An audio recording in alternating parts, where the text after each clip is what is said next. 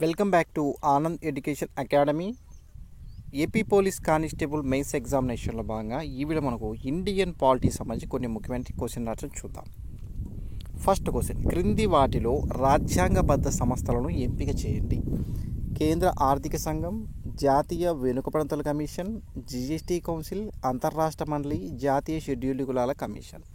వీటిలో రాజ్యాంగబద్ధ సంస్థలు రాజ్యాంగబద్ధ సంస్థలు అనగా భారత రాజ్యాంగంలో ప్రత్యేక ప్రకారంలో రాజ్యాంగంలో పొందుపరచాలి, వాటి గురించి ఒక ప్రత్యేక అధికార లేదా ప్రకారంలో పొందుపరచాలి. వాటిని మనం రాజ్యాంగబద్ధ సంస్థలుగా పేర్కొంటాం. అయితే కేంద్ర ఆర్థిక సంఘం అనేది ఒక రాజ్యాంగబద్ధ సంస్థ.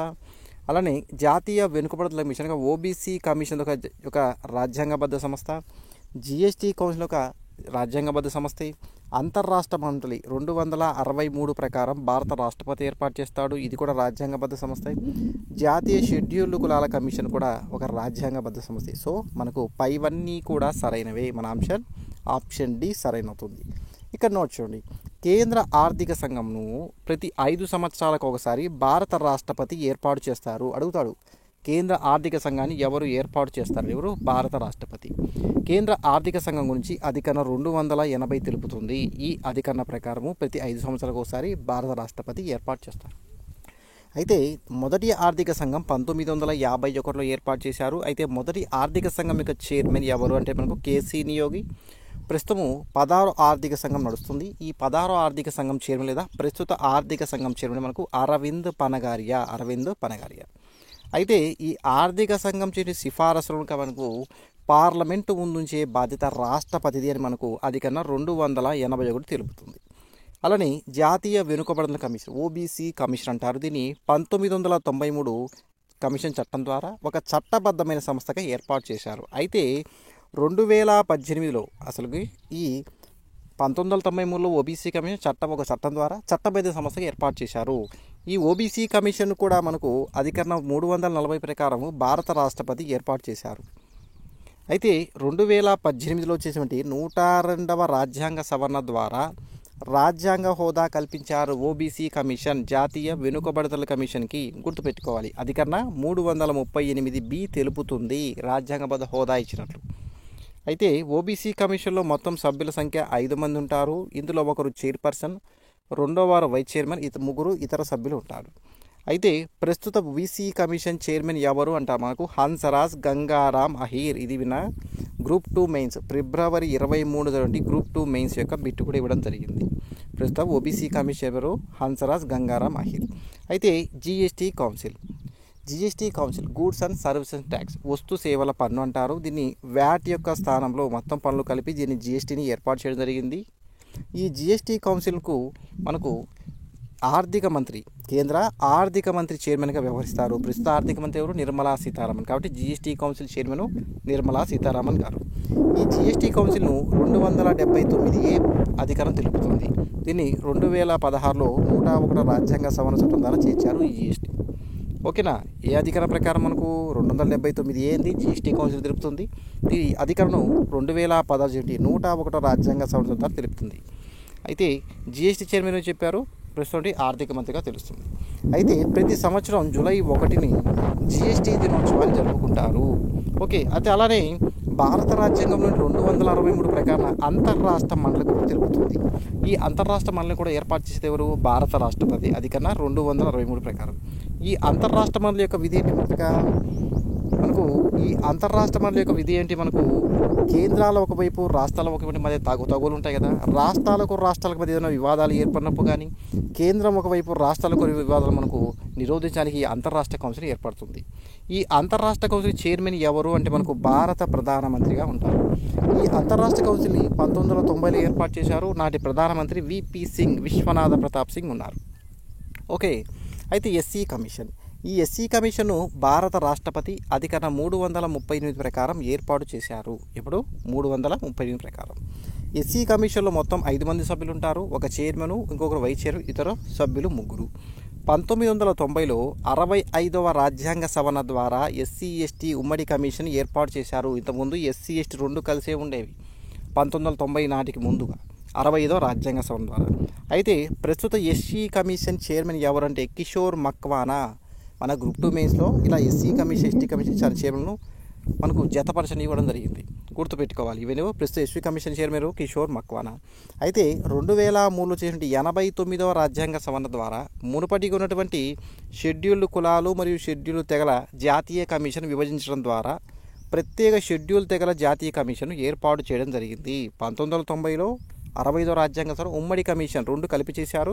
2003లో 89వ రాజ్యాంగ సవరణ ప్రత్యేకంగా ఎస్టీ కమిషన్ అనేది ప్రత్యేకంగా ఏర్పాటు చేయడం జరిగింది. గుర్తుపెట్టుకోవాలి ఇవన్నీ కూడా మనకి. అయితే ఇలా డివైడ్ అయిపోయింది. ప్రత్యేక ఎస్టీ కమిషన్ ఏర్పడింది కదా. మరియు నాటి భారత ప్రధాని అటల్ బిహారీ వాజ్పేయి. ప్రస్తుత ఎస్టీ కమిషన్ చైర్మన్ ఎవరని మనకు అంతర్ సింగ్ ఆర్య. సెకండ్ క్వశ్చన్, సార్వత్రిక వయోజన ఓటు హక్కుని తెలుపు రాజ్యాంగ ప్రకరణ లేదా అధికరణ ఏది? అధికరణ 326 మనకు సార్వత్రిక వయోజన ఓటు హక్కు గురించి తెలుపుతుంది. 18 సంవత్సరాల నిండిన వాళ్ళు ఎవరైనా మనకు వంటి ఓటు హక్కు కావడం జరుగుతుంది. అయితే నోట్ చేయండి, 1988లో నాటి ప్రధానమంత్రి రాజీవ్ గాంధీ గారు 61వ రాజ్యాంగ సవరణ ద్వారా ఈ 1988కి ముందు 21 సంవత్సరాలు ఉన్న వారే ఓటు వయసు మనకు వయోజన ఓటు హక్కు ఉండేది. కానీ ఈ 1980 నుంచి 61వ రాజ్యాంగ సవరణ ద్వారా 21 సంవత్సరాల నుంచి ఓటు హక్కును మనకు 18 సంవత్సరాలకు తగ్గించడం జరిగింది నాటి ప్రధాని రాజీవ్ గాంధీ కాలంలో. అయితే జనవరి 25వ తేదీన మనకు జాతీయ ఓటర్ల దినోత్సవాన్ని జరుపుకుంటారు. గత కానిస్టేబుల్ ఎగ్జామ్లో అడగడం జరిగింది. జాతీయ ఓటర్ల దినోత్సవం జనవరి 25. 1950 జనవరి 25న ECI election commission of India స్థాపన గుర్తుగా 2011 నుండి ప్రతి సంవత్సరం జనవరి 25ను జాతీయ ఓటర్ల దినోత్సవాన్ని నిర్వహించడం జరుగుతుంది. ఇప్పటి నుంచి 2011 నుంచి. అయితే 2020 నుంచి జాతీయ ఓటర్ల దినోత్సవ ఇతివృత్తం థీమ్ ఏంటంటే మనకు ఇంగ్లీష్లో కూడా నేర్చుకోవాలి. మెయిన్గా nothing like voting I vote for sure. ఇతివృత్తం nothing like voting I vote for sure అనగా ఓటింగ్ లాంటిది ఏమీ లేదు, నేను ఖచ్చితంగా ఓటు వేస్తాంది. 2025 యొక్క ఇతివృత్తం. ఏ ఇతివృత్తం? జాతీయ ఓటర్ల దినోత్సవం ఇతివృత్తం. ప్రస్తుత మనకు ఎలక్షన్ మొత్తం 3 ఉంటారు. ఒకరు ప్రధాన ఎన్నికల కమిషనర్, ఇద్దరు కమిషనర్లు. ప్రస్తుత ప్రధాన ఎన్నికల కమిషనర్ మనకు శ్రీ జ్ఞానేష్ కుమార్. ఎవరు? శ్రీ జ్ఞానేష్ కుమార్. మనకు రెండో వ్యక్తి మనకు డాక్టర్ సుఖబీర్ సింగ్ సంధు. మూడో వ్యక్తి డాక్టర్ వివేక్ జోషి. ప్రధాన కమిషనర్ మనకు శ్రీ జ్ఞానేష్ కుమార్. గుర్తుపెట్టుకోవాలి. ఇతరులు Sukhbir Singh, doctor Vivek Joshi. Next question, గోవధ లేదా పశువుల వధ నిషేధం గురించి తెలుపు రాజ్యాంగ ప్రకరణ ఏది? గోవధ నిషేధం గురించి మనకు అధికరణ 48 తెలుపుతుంది గోవధ నిషేధం గురించి. Option A is correct. Okay, ఇక్కడ నోట్ చూడండి, రాజ్యాంగంలోని భాగము 4వ భాగంలో 36 నుంచి 50 మనకు ఆదేశ సూత్రాలు పొందుపరుస్తుంది. ఇక్కడ నుంచి 36 నుంచి 51 మనకు ఆదేశ సూత్రాలు వివరిస్తుంది రాజ్యాంగం 4వ భాగంలో. నిర్దేశక నియమాలన్న ఆదేశ సూత్రాలను ఇవే కరెక్టే. మనకు 2 కూడా ఒకటి. ఈ నియమాలను ఐర్లాండ్ రాజ్యాంగం ద్వారా స్వీకరించడం జరిగింది. అయితే ఐర్లాండ్ వీటిని స్పానిష్ రాజ్యాంగం స్వీకరించడం జరిగింది. ఓకే, ఆర్టికల్ 42 కొన్ని ముఖ్యమైన ఆర్టికల్ చూద్దాం. ఆర్టికల్ 42 ఏం చెప్తుంది? న్యాయమైన మరియు మానవీయ పని మరియు ప్రసూతి సహాయాన్ని పొందడం. అధికరణ 42. అయితే ఒక మహిళ మొదటి 2 పిల్లల వరకు 26 వారాల పేరుతో కొన్ని ప్రసూతి సెలవులకు అర్హులు. చాలా సరిగండి, ప్రస్తుతం మెటర్నిటీ లీవ్ ప్రసూతి సెలవు అంటే మనకు 26 వారాలుగా ఉంది. గుర్తుపెట్టుకోవాలి. ఎవరికి? 2 పిల్లల వరకు ఒక మహిళకు. ఓకే, ప్రసవానికి ముందు 8 వారాలు, ఇవన్నీ అవసరం లేదని మనకి. అయితే ఈ ప్రసూతి సెలవులు మనకు ప్రభుత్వ మరియు ప్రైవేటు రంగాల్లోని మహిళా ఉద్యోగులకు చట్టబద్ధమైన హక్కు. ఓకేనా? మనకు ఎలా మనకు 42 నేర్చుకున్నాం. న్యాయమైన పనిகள் నేర్పించాలని, ప్రసూతి సౌకర్యం కల్పించాలని మనకి ఏంటుంది? అధిక 42 తెలుపుతుంది. మనకు 42 ఆపోజిట్ చేసి 24 అవుతుంది. 24 ఏం చెప్తుంది? బాల కార్మిక నిషేధం గురించి తెలుపు అధికరణ. ఆర్టికల్ 24 అంటే 14 సంవత్సరాల కంటే తక్కువ వయసు ఉన్న పిల్లలను కర్మాగారాలు కావచ్చు, గనులు మరియు ఇతర ప్రమాదకర సంస్థలు మనకు పనిచేయడాన్ని నిషేధిస్తుంది ఈ బాల కార్మిక నిషేధం నుంచి. అధికరణ 24. నోట్ చూడండి, బాల కార్మిక నిషేధ చట్టాన్ని ఎప్పుడు చేశారంటారు? ఇప్పుడు 1986. ఈ 1986లోనే పర్యావరణ పరిరక్షణ చట్టాన్ని కూడా ఇవ్వడం జరిగింది. ఇప్పుడు 1986. చాలాసార్లు అడిగారు. ఈ 2 కూడా.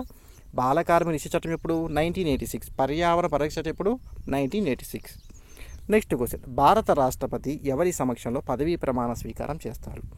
ఉపరాష్ట్రపతి సమక్షంలో, అటార్నీ జనరల్, క్యాగు మరియు భారత ప్రధాన న్యాయమూర్తి అంటే CJI. రాష్ట్రపతి మనకు ప్రధాన న్యాయమూర్తి సమక్షంలో సుప్రీంకోర్టు యొక్క ప్రధాన న్యాయమూర్తి సమక్షంలో ప్రమాణ స్వీకారం చేస్తారు. అలానే సుప్రీంకోర్టు ప్రధాన న్యాయమూర్తి రాష్ట్రపతి సమక్షంలో చేస్తారు. ఇక్కడేమో సుప్రీంకోర్టు ప్రధాన న్యాయమూర్తి రాష్ట్రపతి సమక్షంలో, రాష్ట్రపతి సుప్రీంకోర్టు ప్రధాన సమక్షంలో చేస్తారు. గుర్తుపెట్టుకోవాలి. ఓకేనా? ఇక్కడ నోట్ చూడండి, ఒకవేళ సుప్రీంకోర్టు ప్రధాన న్యాయమూర్తి లేని సమయంలో సుప్రీంకోర్టులోని అత్యంత సీనియర్ ఉన్నటువంటి న్యాయమూర్తి సమక్షంలో ప్రమాణ స్వీకారం చేస్తారు.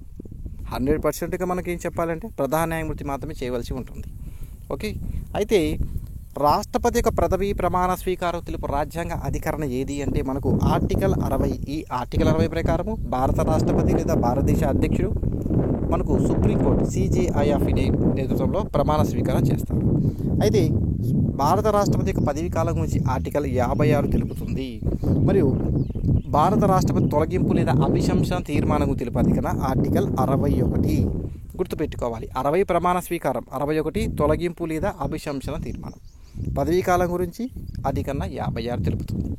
నెక్స్ట్ క్వశ్చన్, హైకోర్టు ఈ పరిధిలోకి వస్తుంది. రాష్ట్ర జాబితా, కేంద్ర జాబితా, ఉమ్మడి జాబితా పైవేది కాదు. హైకోర్టు అనే అంశం మనకు కేంద్ర జాబితాలోకి వస్తుంది. Option B is correct. ఇక్కడ నోట్ చూడండి, భారత రాజ్యాంగంలోని మనకు 7వ షెడ్యూల్ అంది కేంద్ర ప్రభుత్వం మరియు రాష్ట్ర ప్రభుత్వాల మధ్య అధికారాల విభజన గురించి తెలుపుతుంది. 7వ షెడ్యూల్, మొత్తం 12 షెడ్యూల్ ఉంటాయి, వాటిలో 7వ షెడ్యూల్ అధికారాల విభజన తెలుపుతుంది. ఈ అధికారులు మనకు కేంద్ర జాబితా, యూనియన్ లిస్ట్ అంటారు. ఉదాహరణకు పౌరసత్వం కావచ్చు, రైల్వేలు కావచ్చు, RBI reserve bank of India కావచ్చు, నల్లమందు సాగు కామ తయారీ, జనాభా లెక్కలు, ఇవన్నీ కూడా కేంద్ర జాబితా, యూనియన్ లిస్ట్. అయితే రాష్ట్ర జాబితా ఏముంటాయి? ఎగ్జాంపుల్ ఉదాహరణ చెప్తున్నాను. జైలు కావచ్చు, గ్రంథాలయాలు కావచ్చు, మ్యూజియంలు కావచ్చు, బెట్టింగ్ మరియు జూదం, ఇవన్నీ కూడా రాష్ట్ర జాబితాలో ఉన్నాయి.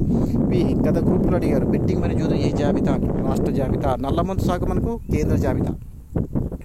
ఉమ్మడి జాబితా ఉదాహరణకు విద్య మరియు అడవులు ఉమ్మడి జాబితా. గతంలో విద్యార్థులు మనకు రాష్ట్ర జాబితా ఉంది, ఉమ్మడి జాబితా చేశారు. ఆర్టికల్ 214 ప్రకారం దేశంలోని ప్రతి రాష్ట్రం హైకోర్టు ఉండాలని చెప్పి మనకు హైకోర్టు ఏర్పడమని 214 తెలుపుతుంది. అయితే భారతదేశంలో మొట్టమొదటి హైకోర్టు ఏది అడుగుతాడు మనకు? కలకత్తా హైకోర్టు. Very important. భారతదేశం మొట్టమొదటి హైకోర్టు కలకత్తా హైకోర్టు. దీన్ని 1862 జూలై 1న ప్రారంభించబడింది. గత కానిస్టేబుల్ మెయిన్స్ అడిగారు, 1862 ఏర్పాటు చేయండి కోర్టులను సరైన క్రమంలో అమర్చమన్నారు. మనకు మొట్టమొదటి హైకోర్టు కలకత్తా హైకోర్టు, తర్వాత బొంబాయి మరియు బాంబే లేదా బొంబాయి, మద్రాస్ హైకోర్టు, మనకు KBM అని గుర్తుపెట్టుకోవచ్చు. ఇవన్నీ కూడా 1862లో ఏర్పాటు చేశారు. ఒక మంత్ 60. మొట్టమొదటి అంటే కలకత్తా కోర్టు, తర్వాత బొంబాయి లేదా బొంబాయి కోర్టు లేదా మద్రాస్ కోర్టు, ఇవన్నీ కూడా గత ఎగ్జామ్లో అడిగినవి. నెక్స్ట్, రాజ్యాంగ ప్రవేశిక అనే అంశాన్ని ఏ దేశ రాజ్యాంగం నుండి స్వీకరించడం జరిగింది? ఇక్కడ ఆప్షన్ చూడండి, మనకు అమెరికా ఇచ్చాడు, బ్రిటను, ఆస్ట్రేలియా మరియు ఫ్రాన్స్ ఇచ్చాడు. రాజ్యాంగ ప్రవేశిక అనే అంశాన్ని అమెరికా రాజ్యాంగం స్వీకరించాలి. Option A is correct. Note చూడండి, 1946 డిసెంబర్ 13న జవహర్లాల్ నెహ్రూ ప్రవేశపెట్టి లక్ష్యాలు ఆశయాల తీర్మానం అనేది రాజ్యాంగ ప్రవేశికకు మూలము. ఈ లక్ష్యాలు ఆశయాల తీర్మానంను 1947 జనవరి 22న ఆమోదించడం జరిగింది రాజ్యాంగ పరిషత్. అయితే 1949 నవంబర్ 26న రాజ్యాంగ సభ ఈ పీఠికను ఆమోదించగా 1950 జనవరి 26న అమల్లోకి రావడం జరిగింది. ఓకే, అయితే రాజ్యాంగ ప్రవేశికను నేటికి ఒక్కసారి మాత్రమే సవరించారు. ఎప్పుడంటే నాటి ప్రధాని ఇందిరాగాంధీ కాలంలో. ఇప్పుడు 1976లోని 42వ రాజ్యాంగ సభ రాజ్యాంగ ప్రవేశికను ఒక్కసారి మాత్రమే సవరణ జరిగింది. చాలాసార్లు అడిగారు. అయితే 1976లో 42వ రాజ్యాంగ సవరణ ద్వారా రాజ్యాంగ ప్రవేశికను సవరించి సామ్యవాద, లౌకిక, సమగ్రత అనే పదాలను చేర్చడం జరిగింది. వీటి కోసమే రాజ్యాంగ సవరణ జరిగింది. అయితే మనకు రాజ్యాంగ ప్రవేశికలో లేని పదాలు అడగచ్చు, లేదా వరుసైన క్రమం మార్చారు. మనకు చూడండి, ఇక్కడ ఏముంటాయి పదాలు? మనకు సర్వసత్తాక, సామ్యవాద, లౌకిక, ప్రజాస్వామ్య, గణతంత్ర పదాలు ఉంటాయి. మనకు ఎగ్జాంపుల్ మనకు SSLPG అని గుర్తుపెట్టుకోండి. ఇదే వరుసైన క్రమం. సర్వసత్తాక, సామ్యవాద, లౌకిక, ప్రజాస్వామ్య, గణతంత్ర. ఇంగ్లీష్లో కూడా గుర్తుపెట్టుకోవాలి. సర్వసత్తాక మనకు సావరీన్ అని, సర్వసత్తాక సామ్యవాద సోషలిస్టు, లౌకిక సెక్యులర్, ప్రజాస్వామ్య డెమోక్రటిక్, గణతంత్ర రిపబ్లిక్ అని. సర్వసత్తాక, సామ్యవాద, లౌకిక, ప్రజాస్వామ్య, గణతంత్ర. ఇక్కడ సావరీను, సోషలిస్టు, సెక్యులర్, డెమోక్రటిక్ మరియు రిపబ్లిక్ అనే పదాలు ఉన్నాయి. మిగిలిన పదాలు కూడా ఉన్నాయి. మనకు ఇంపార్టెంట్ అనేది ఇవన్నీ గుర్తుపెట్టుకోవాలి. జస్టిస్ అనే పదం కూడా ఉంది, న్యాయం ఉంది, స్వేచ్ఛ లిబర్టీ ఉంది, సమానత్వం ఈక్వాలిటీ ఉంది, సౌభ్రాతత్వం లేదా సోదరభావం మనకు ఫ్రెటర్నిటీ అనే పదాలు కూడా మొత్తం ఉన్నాయి. ఇవన్నీ కూడా మనకు సరైన క్రమంలో అమర్చమని చాలాసార్లు అడగడం జరిగింది. ఇవి SSLPG సర్వసత్తాగా సామ్యవాద లౌకిక ప్రజాస్వామ్య గణతంత్ర. మీకు అర్థం కావడం కోసం ఇలా చెప్పాను, ఓకేనా, షార్ట్ కట్గా అని చెప్పి. ఇంగ్లీష్లో కూడా నేర్చుకోవాల్సిన అవసరం అయితే ఉంది. అయితే భారత రాజ్యాంగ ప్రవేశిక భారత ప్రజలమైన మేము view the people of India అనే పదంతో స్టార్ట్ అవుతుంది. మొదలయ్యి 1949 నవంబర్ 26న 1949 నవంబర్ 26న రాజ్యాంగాన్ని మాకు మేము సమర్పించుకుంటున్నాం హర్బై అడాప్ట్ అనే పదంతో ముగుస్తుంది. Okay, next question. సుప్రీంకోర్టు ఈ అధికరణ కింద రిట్లను జారీ చేయును. మనకు అధికరణ 32 ప్రకారము సుప్రీంకోర్టు రిట్లను జారీ చేస్తుంది. చూడండి ఇక్కడ నోట్. భారత పౌరులు తమ ప్రాథమిక హక్కులను ఉల్లంఘించబడినప్పుడు రాజ్యాంగ పరిష్కరించాలని చెప్పి సుప్రీంకోర్టు లేదా హైకోర్టు జారీ చేసే లిఖితపూర్వక రిట్లను ఉంటాయి. ప్రాథమిక హక్కుల ఉల్లంఘన జరిగినప్పుడు మనకు సుప్రీంకోర్టు మరియు హైకోర్టు రెండు కూడా ఈ రిట్లను జారీ చేస్తుంది. రిట్ల అనే అంశాన్ని ఏ దేశం స్వీకరించామగలిగాడు? మనకు RBI ఉంటుంది కదా, రిజర్వ్ బ్యాంక్ ఆఫ్ ఇండియా. మీకు గుర్తు కోసం చెప్తున్నాను, ఇక్కడ రిజర్వ్ బ్యాంక్ ఆఫ్ ఇండియా ఉంటుంది. మనకు రిట్ల అనే అంశాన్ని మనకు బ్రిటన్ నుంచి కలిగడం జరిగింది. ఓకే, గుర్తుపెట్టుకోవాలి. అలానే రాజ్యాంగంలోని అధికరణ 32 ప్రకారం సుప్రీంకోర్టు, అలానే అధికరణ 226 ప్రకారం మనకు హైకోర్టులో రిట్లను జారీ చేస్తుంది. రిట్లు అనే అంశాలు ఎక్కడ చెప్పాము? బ్రిటన్. అలాగే పిల్స్ అంటే ఎక్కడ మనకు అమెరికా నుంచి పిల్స్. ఏపీ ఆంధ్రప్రదేశ్ అన్నాం కదా, ఈ పిల్స్ అనే అంశాన్ని అమెరికా నుంచి స్వీకరించాము. RBI అంటే ఇక్కడ రిజర్వ్ బ్యాంక్ ఆఫ్ ఇండియా. మనకు రిట్ల అనే అంశాన్ని బ్రిటన్. పిల్స్ అంటే ఇక్కడ మనకు అమెరికా. అయితే మొత్తము రిట్లు 5 అంశాలు ఉంటాయి సుప్రీంకోర్టు జారీ చేసేవి. చూద్దాం. మొట్టమొదటిది హెబియస్ కార్పస్. ఏంటి హెబియస్ కార్పస్? కార్పస్ అంటే ఏంటి? ఇక్కడ శవం అని అర్థం, శరీరాన్ని కలిగి ఉండమని అర్థం ఇచ్చేది హెబియస్ కార్పస్. రెండవది మాండమాస్, మేము ఆజ్ఞాపిస్తున్నాము అని అర్థం. మాండమాస్ అనగా అడుగుతారు, మాండమాస్ అనగా అర్థం ఏమి అంటారు? మేము ఆజ్ఞాపిస్తున్నామని అర్థం. వారు చేయవలసిన ప్రజా విధులను సక్రమంగా నిర్వర్తించండి, మీ డ్యూటీని చక్కగా చేయనని ఆదేశిస్తూ కోర్టుకు జారీ చేసే రిట్టు మాండమాస్. ప్రొహిబిషన్, నిషేధించడం. దిగువ కోర్టు లేదా ట్రిబ్యునల్ తమ అధికార పరిధిని అధిగమించకుండా చట్టబద్ధంగా వాటికి అధికారులను నిరోధిస్తుంది. ఓకే, కోర్టులు ఒక కేసు ఉందండి, ఆ కేసు వాదనకి అర్హత లేనప్పుడు దాన్ని నిషేధిస్తుందని ప్రొహిబిషన్ అంటారు. సెర్షియోరరీ, పెండింగ్లో ఉన్నటువంటి కేసును ఉన్నత న్యాయస్థానానికి బదిలీ చేయమని. ఒక కోర్టులో కేసు ఉంది, దానికి ఉన్నత న్యాయస్థానానికి బదిలీ చేయమని చేసే రిట్టే మనకు certiorari. Quo warranto, what authority. Example చెప్పాలంటే మీకు ఏం అర్హత లేకుండా ఒక ఉద్యోగి ఉన్నాడు, అర్హత లేకుండా ఉద్యోగం నియమించబడినా అనుకోండి, మీకు ఏ అధికారం లేకుండా ఆ ఉద్యోగంలో ఉన్నారు అని కోర్టు చేసే రిట్టే కోవారెంట్, వాట్ అథారిటీ. చూడండి, ప్రభుత్వ అధికారులకు కోర్టు కోవారెంట్ జారీ చేస్తుంది. వారు ప్రభుత్వ కార్యాలను ఏ అధికారంతో కలిగి ఉన్నారో చూపించమని అడుగుతుంది ఈ కోవారెంట్ అనే రిట్టు ప్రకారం. మొత్తం 5 రకాల రిట్లు. ఒకటి habeas corpus, mandamus, provision, certiorari, పోతే కోవారెంట్. ఇవన్నీ కూడా అడిగినవి చాలా కూడా కోవారెంట్. ఓకేనా. సుప్రీంకోర్టు అయితే 32 అధికరణ ప్రకారం, హైకోర్టు 226 ప్రకారం జారీ చేస్తుంది. రిట్ల అనే అంశం ఎక్కడ తీసుకున్నాం మనము? బ్రిటన్ నుంచి. పిల్స్ అయితే అమెరికా నుంచి. అయితే ఈ రిట్ల విషయంలో సుప్రీంకోర్టు కన్నా హైకోర్టుకు ఎక్కువ అధికారులు, విస్తృత అధికారం అడుగుతాడు. రిట్ల విషయంలో ఈ క్రింది కోర్టుకు విస్తృత అధికారం కలదు అంటాడు. ఇది హైకోర్టుకు, సుప్రీంకోర్టు కాదు, గుర్తుపెట్టుకోవాలి. హైకోర్టు ప్రాథమిక మరియు రాజ్యాంగ హక్కులకు కూడా రిట్టు జారీ చేయవచ్చు. అయితే మనకు ప్రాథమిక హక్కుల కొరకు మాత్రమే ఉంది ఇక్కడ. హైకోర్టు అనేది ప్రాథమిక మరియు రాజ్యాంగ హక్కుల కోసం రిట్లను జారీ చేస్తుంది. అందువల్ల వీటి యొక్క హైకోర్టు యొక్క పరిధి విస్తృతమైనది. కానీ సుప్రీంకోర్టు ప్రాథమిక హక్కుల అమలు కోసం మాత్రమే ఈ రిట్లను జారీ చేస్తుంది అన్నమాట. అర్థమవుతుంది ఇక్కడ చూడండి. హైకోర్టు యొక్క పరిధి విస్తృతమైనది రిట్ల విషయంలో మాత్రమే. ఎందుకంటే ప్రాథమిక హక్కుల కోసం మరియు రాజ్యాంగ హక్కుల కోసం రిట్లను జారీ చేస్తుంది. కానీ సుప్రీంకోర్టు అలా కాదు, ప్రాథమిక హక్కుల అమలు కోసం మాత్రమే రిట్లను జారీ చేస్తుంది. కాబట్టి రిట్ల విషయంలో హైకోర్టుదే ప్రధాన స్థానంగా తెలుస్తుంది. నెక్స్ట్ క్వశ్చన్, క్రింది వాటిలో సరైన వాటిని ఎంపిక చేయండి. ఓకే, ఒక వ్యక్తిని ఎన్నిసార్లు ఉపరాష్ట్రపతిగా ఎన్నుకోవచ్చు? నెక్స్ట్ చూడండి, ఉపరాష్ట్రపతి పదవిని అమెరికా నుంచి గ్రహించడం జరిగింది. ఉపరాష్ట్రపతి తన పదవి ప్రమాణ స్వీకారాన్ని రాష్ట్రపతి సమక్షంలో చేస్తారు. రాష్ట్రపతి మరియు ఉపరాష్ట్రపతి ఎన్నిక విధానం సుప్రీంకోర్టు పరిష్కరిస్తుంది అధికరణ 71 ప్రకారం. ఓకేనా. ఇవన్నీ కూడా సరైన అంశమండి. ఇవన్నీ కూడా సరైనవి. క్లారిఫై చేస్తాను.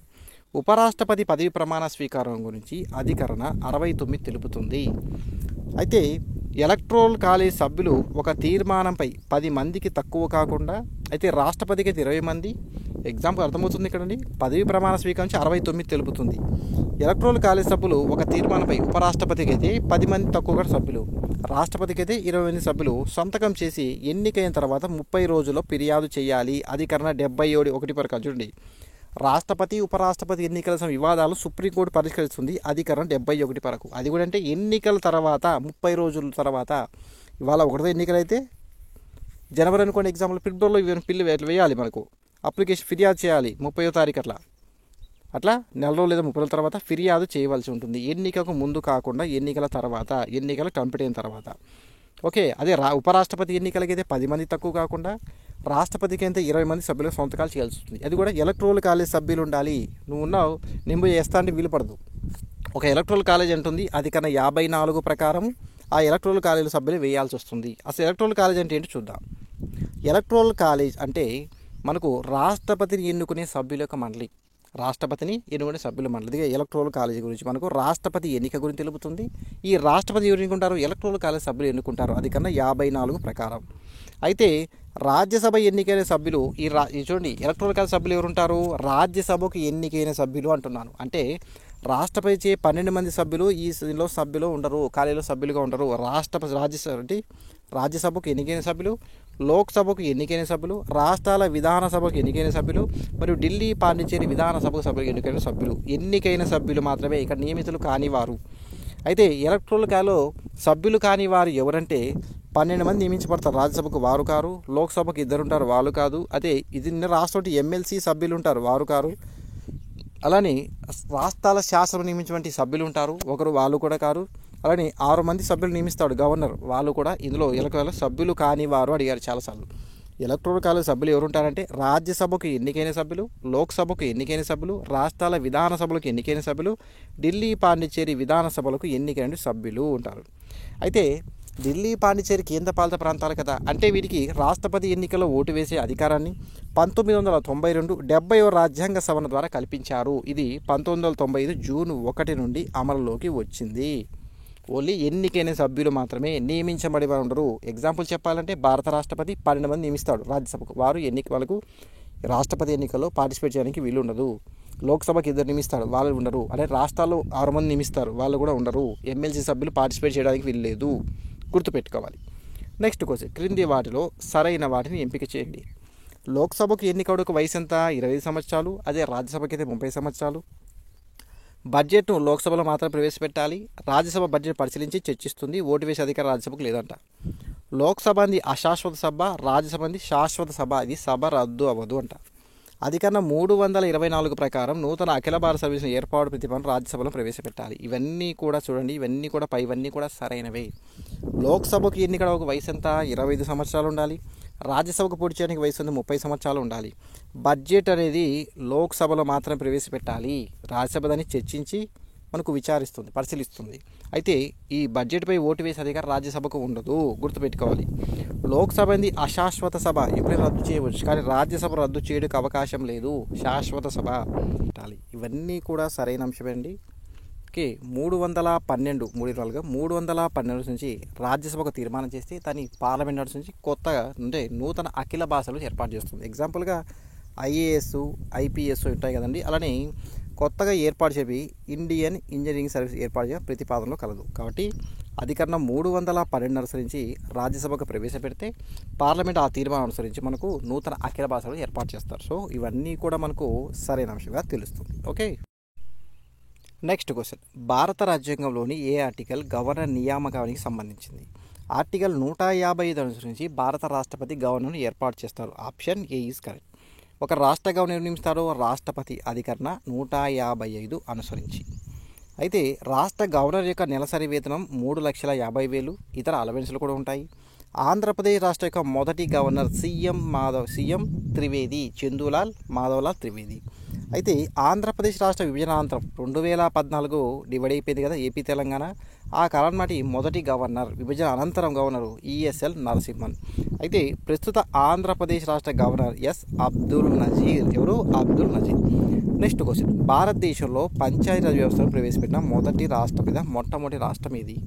ఇక్కడ భారతదేశంలో మొట్టమొదటి పంచాయతీరాజ్ వ్యవస్థ రాష్ట్రం ఇది మనకు Rajasthan. Option B is correct. 1959 October 2న రాజస్థాన్లోని నాగోర్ జిల్లాలో నాటి ప్రధానమంత్రి జవహర్లాల్ నెహ్రూ పంచాయతీ వ్యవస్థను ప్రారంభించారు.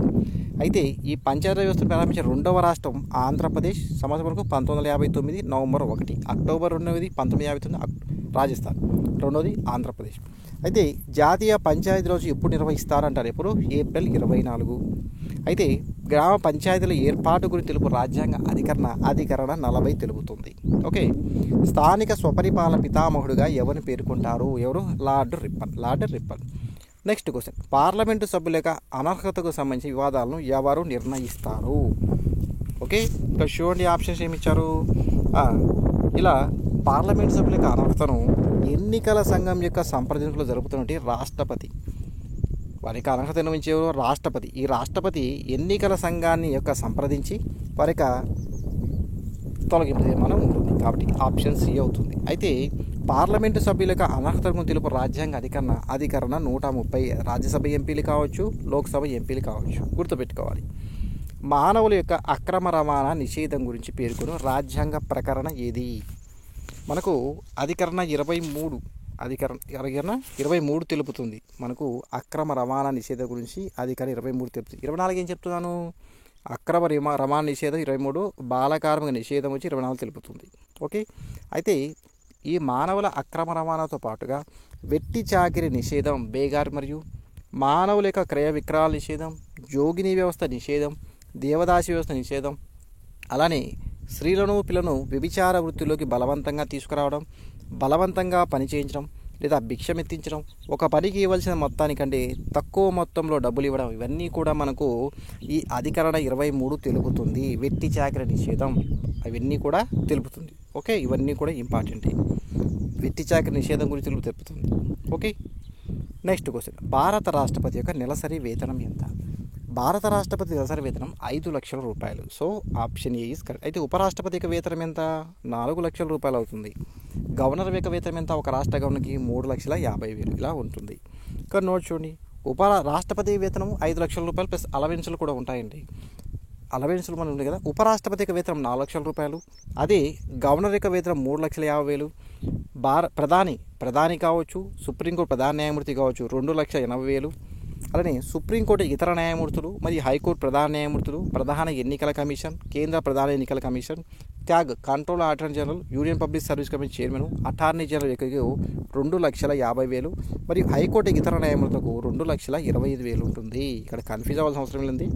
రాష్ట్రపతి యొక్క వేతనం 5 లక్షలు, ఉపరాష్ట్రపతికి 4 లక్షలు, గవర్నర్కి 3,50,000, ప్రధానమంత్రికి 2,80,000, సుప్రీంకోర్టు ప్రధాన న్యాయమూర్తికి 2,80,000, మరి సుప్రీంకోర్టు ఇతర న్యాయమూర్తులకి 2,50,000, హైకోర్టు ప్రధాన న్యాయమూర్తికి 2,50,000, ప్రధాన ఎన్నికల కమిషన్ కేంద్రానికి 2,50,000, కాగుకు 2,50,000, యూపీఎస్సీ చైర్మన్ మరియు అటార్నీ జనరల్కు 2,50,000. అయితే హైకోర్టు ప్రధాన న్యాయమూర్తి కాకుండా ఇతర న్యాయమూర్తులకు 2,25,000 జీతం ఉంటుంది, నెలసరి వేతనం. ఓకే, నెక్స్ట్ క్వశ్చన్, స్థానిక సంస్థలకు పోటీ చేయడానికి ఉండవలసిన కనీస వయస్సు ఎంత? ఇక్కడ ఓటు వేయడానికి వయసు, పోటీ చేయడానికి కనీస మనకు పోటీ వేయడానికి వయసు 18 సంవత్సరాలు. ఇక్కడ ఆప్షన్ ఏమంటుంది చూడండి, ఇక్కడ వయసు మనకు 21 సంవత్సరాలు ఉంటుంది. ఇక్కడ ఓటు వేయడానికి వయసు మాత్రం 18, పోటీ చేయడానికి మాత్రం 21 సంవత్సరాలు ఉండాల్సిందే, గుర్తుపెట్టుకోవాలి.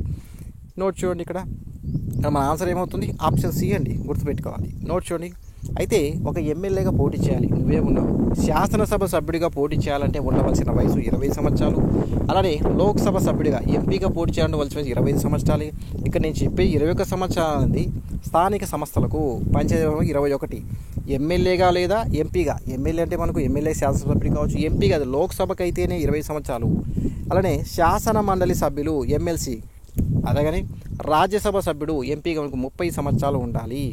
రాష్ట్రపతి కావచ్చు, ఉపరాష్ట్రపతి కావచ్చు, గవర్నర్ కావచ్చు, ఈ ముగ్గురు కూడా 35 సంవత్సరాల వయసు నిండి ఉండాలి. ఇది వెరీ ఇంపార్టెంట్. ఇక్కడ ఎమ్మెల్యేగా పోటీ చేయాలంటే 25 సంవత్సరాలు, ఎంపీగా లోక్సభ ఎంపీగా అయితే 25. అలానే రాజ్యసభ సభ్యుడు ఎంపీగా అంటే రాజ్యసభ ఎంపీ అయితే 30 ఉండాలి. అలానే ఎమ్మెల్సీ శాసనమండలి సభ్యుడు ఒక రాష్ట్రం అంటే 30 సంవత్సరాలు ఉండాల్సిందే. రాష్ట్రపతి కావచ్చు, ఉపరాష్ట్రపతి కావచ్చు, ఇవన్నీ కూడా 35 సంవత్సరాల వయసు నిండి ఉండాలి. ఇవన్నీ కూడా గత ఎగ్జామ్లో అడిగినవి. ఓకే, ఈ వీడియోని ఇక్కడ స్టాప్ చేస్తాను. మరొక వీడియోలో మళ్ళీ చూద్దాం. అంతకన్నా ముఖ్యంగా మన ఆర్ఆర్ ఎడ్యుకేషన్ మొదటి ఫస్ట్ ఛానల్ ఉంది. దీనిలో AP history class already upload చేశాను. ఇండియన్ హిస్టరీ క్లాసెస్ సింధు నాగర్ సంబంధించి ఒక 2 క్లాస్ అని, ఇంకో క్లాస్ చేస్తే మనకు సింధు నాగర్ టాపిక్ కంప్లీట్ అయిపోతుంది. కాబట్టి డిస్క్రిప్షన్లో లింక్ ఇస్తాను. అక్కడ మన ఛానల్ని మొదటి ఛానల్ సబ్స్క్రైబ్ చేసుకొని ఆ వీడియోస్ మీరు యూజ్ చేసుకోండి. ఓకేనా? ఈ వీడియో నచ్చితే లైక్ అని షేర్ చేయండి, మళ్ళీ తప్పకుండా సబ్స్క్రైబ్ చేసుకోండి. Thank you for watching.